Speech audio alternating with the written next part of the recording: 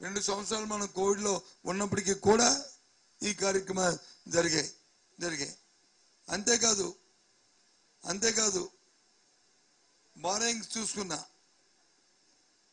చూసుకున్నా మన FRBM limits లో బారోయింగ్స్ చూసుకున్నా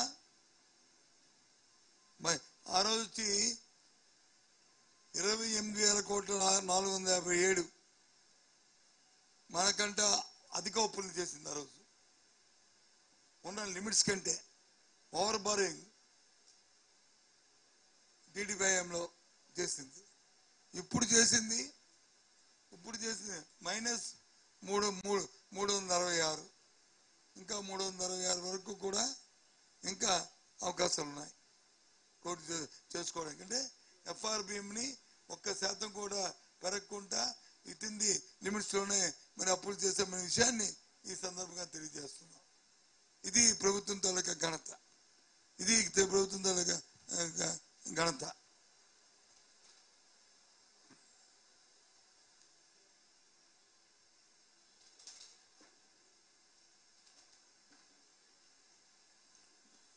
ఆ విధంగా ఇంకా ఆఖరిగా అప్పుడున్న రాబళ్ళకి అప్పుడున్న అప్పులకి ఎంత శాతాన్ని చేశారంటే 7.5% అప్పుడు వచ్చి చేశారు. రాబడి మీద 7.5% చేశారు. ఇప్పుడు 5% మాత్రమే. ఇవన్నీ ఏది 2 సంవత్సరాలు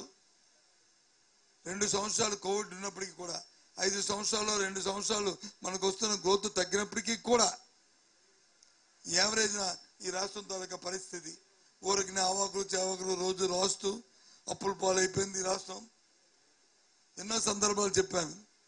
అప్పు అనేది వచ్చి డైరెక్ట్ గా మన ముఖం చూసేవారు,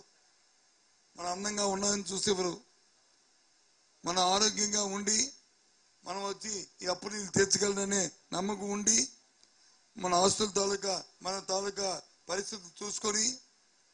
మన ప్రాపర్టీస్ వాల్యూని కట్టుకొని అప్పిస్తారు తప్ప ఏ ప్రభుత్వాలకి మనుషు వ్యక్తులకైనా ప్రభుత్వాలకైనా వాటికి కూడా ప్రభుత్వాలు ఇచ్చినప్పుడు యూనియన్ గవర్నమెంట్ ఉన్న పారామీటర్స్ ఏవైతే ఉన్నాయో రాజ్యాంగంలో ఉన్న 10 అంశాలు ఏమున్నాయో వాటికి లోబడే ఇస్తారు. ఆ ప్రకారం వాళ్ళు చేసిన బట్టే ఇవాళ ఎంతో జాగ్రత్తగా ఎంతో గణాంకాలు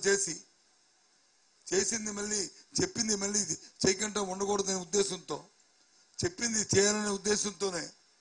ఎక్కడా కూడా మళ్ళీ ప్రజలకు వచ్చి మళ్ళీ ఇచ్చిన మాటని మరి చేయలేదనే మాట తెచ్చుకోకూడదు ఉద్దేశంతోనే ఏదో అలా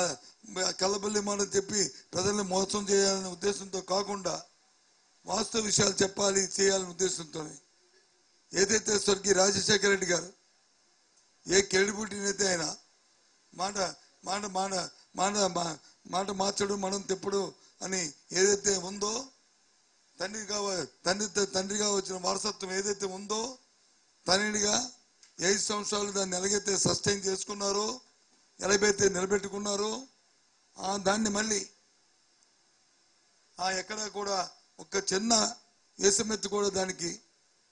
మచ్చరాగూడ ఉద్దేశంతోనే ఇవాళ ఆ నవరత్నాలు కొనసాగిస్తూ ఎక్కడైతే నవరత్నాలు ఎక్కడైతే ఇంకా పెంపకం చేసి పెంచినప్పుడు వాళ్ళకి వచ్చి దానివల్ల ఉపయోగపడుతుందన్న అంశాన్ని కూడా క్యాలిక్యులేట్ చేసి అన్ని పారామీటర్స్ ని డిస్కస్ చేసుకుంటూ అటు సంక్షేమాన్ని ఇటు అభివృద్ధిని ఇటు విద్యని ఇటు వైద్యాన్ని ఇటు వచ్చి మీ వ్యవసాయాన్ని అటు అన్నింటినీ కూడా మరి బేరీజ్ వేసుకుంటూ ఇవాళ ఈ భగవద్గీత లాంటి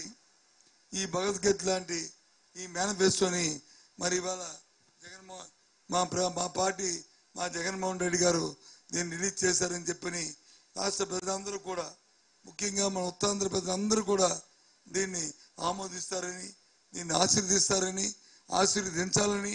మళ్ళీ జగన్మోహన్ రెడ్డి గారికి మళ్ళీ ఈ కార్యక్రమాన్ని చేసి మీతో మంచి చేసుకుని మీతో చిరకాలం మీ తాలుగా మీ మన్నలు పొందడానికి అవకాశం కల్పిస్తారని కోరుకుంటూ మళ్ళీ ఆఖరిగా ఈ విశాఖపట్నం పార్లమెంట్ నియోజకవర్గంలో ఉన్న పార్లమెంట్ సభ్యులు ఝాన్సీ గారికి పార్లమెంట్ సభ్యులతో పాటు పోటీ చేస్తున్న 7 శాసనసభ నియోజకవర్గంలో పోటీస్తున్న 7 మా శాసనసభ నియోజకవర్గ అభ్యర్థులందరినీ కూడా అత్యధిక మెజారిటీతో ఈ మేనిఫెస్టోని విడుదల చేస్తున్న నేపథ్యంలో ఈ 5 సంవత్సరాలు మంచిని